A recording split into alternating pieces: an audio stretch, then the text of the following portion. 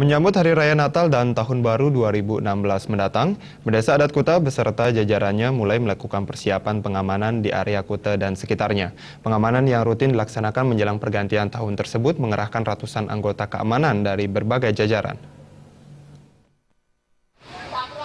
Untuk pengamanan hari Natal, pengamanannya mulai dilaksanakan sebelum menjelang Hari Raya Natal tiba, sehingga hal yang tidak diinginkan tidak terjadi di area tempat ibadah umat Kristiani dapat diminimalisir.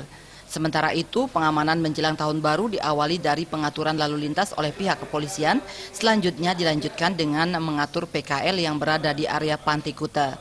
Desa Adat Kuta, Wayan Suarse mengatakan, Kuta sebagai salah satu destinasi pariwisata di Kabupaten Badung, sudah pasti pengamanannya akan dilakukan secara berkesinambungan, menyeluruh dan maksimal guna mengamankan perayaan Hari Natal serta Tahun Baru 2016.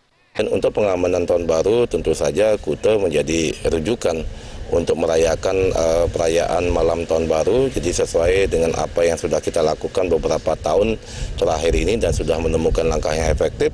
Pertama tentu adalah pengaturan lalinnya, jadi leading sektornya adalah kepolisian Polsek Kuta, kemudian Desa Adat membackup dengan pengamanan swakarsa kita, salah satunya adalah Jagabaya, kemudian Linmas, kemudian Satgas Pantai Kuta untuk yang di Pantai Kuta, kemudian yang kedua adalah pengaturan terhadap pedagang-pedagang kaki lima.